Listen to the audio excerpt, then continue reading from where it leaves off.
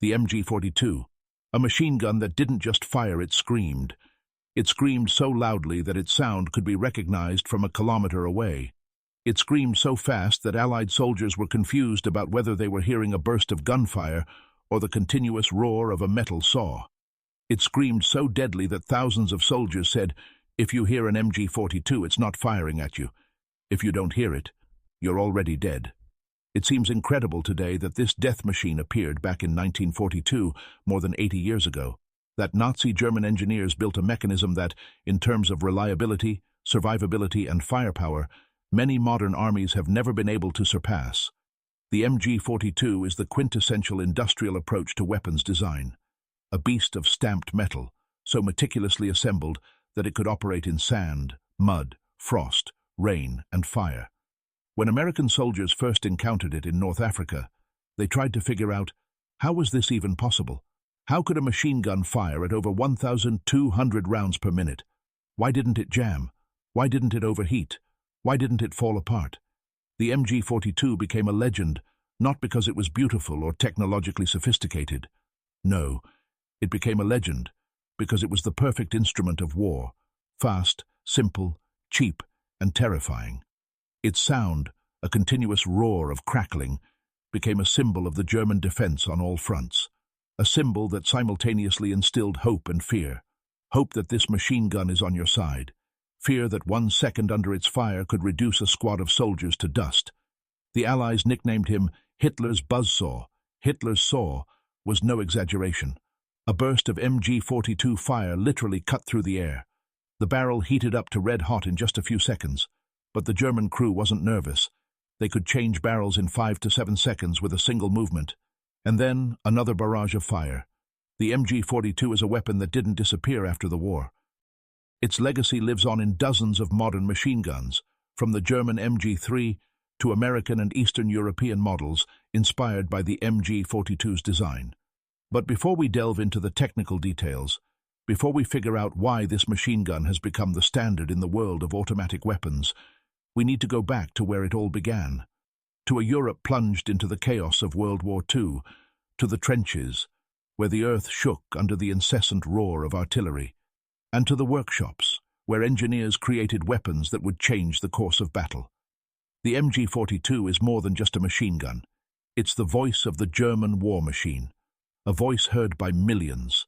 And today we will figure out who created it, why it became so revolutionary, and how one weapon could become a symbol of an entire era.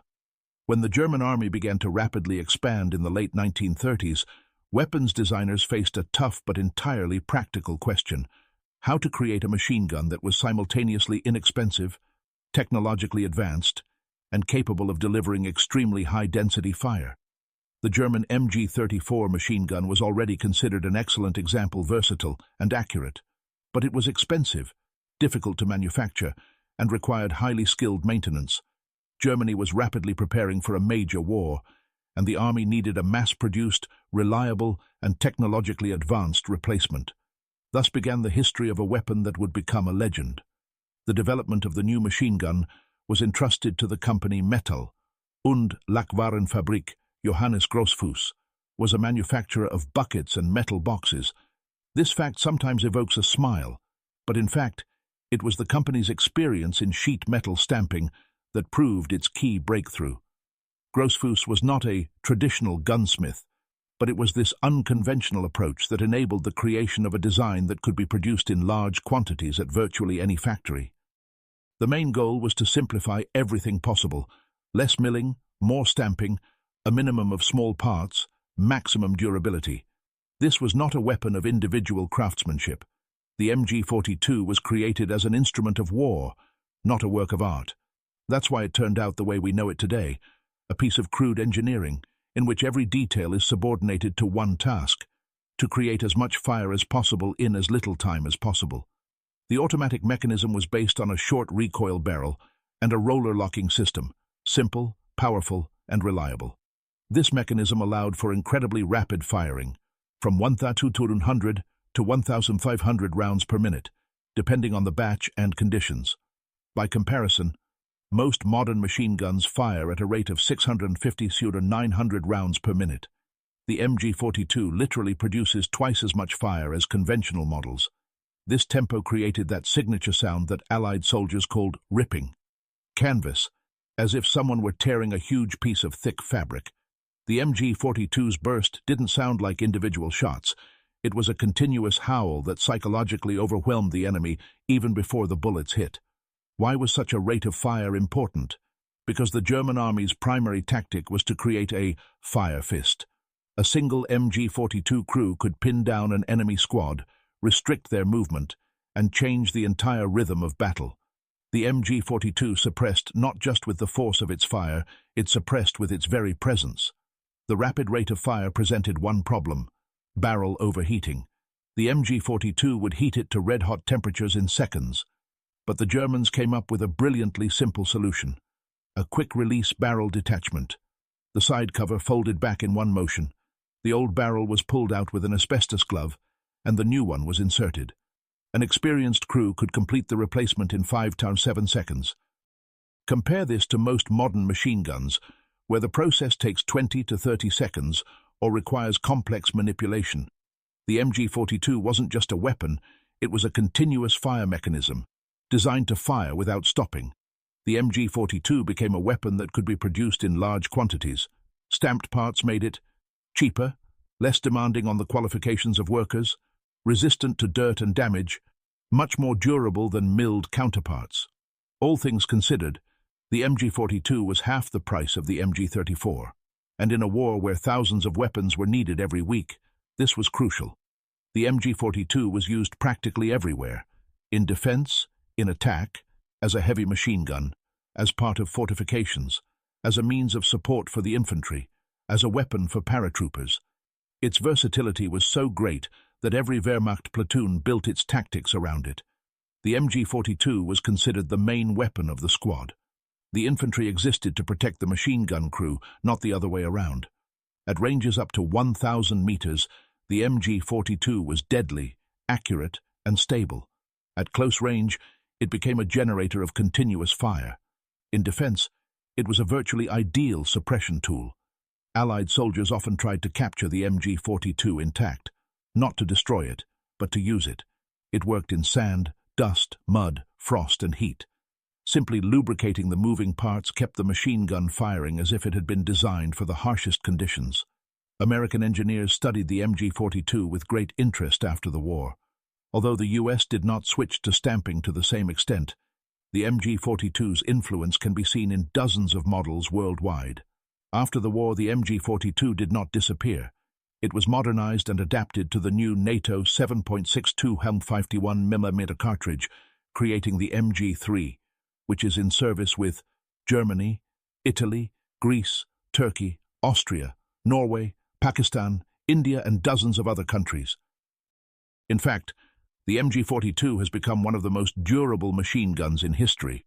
Its design is so successful that even 80 years later, it remains relevant, both on the battlefield and in military doctrine.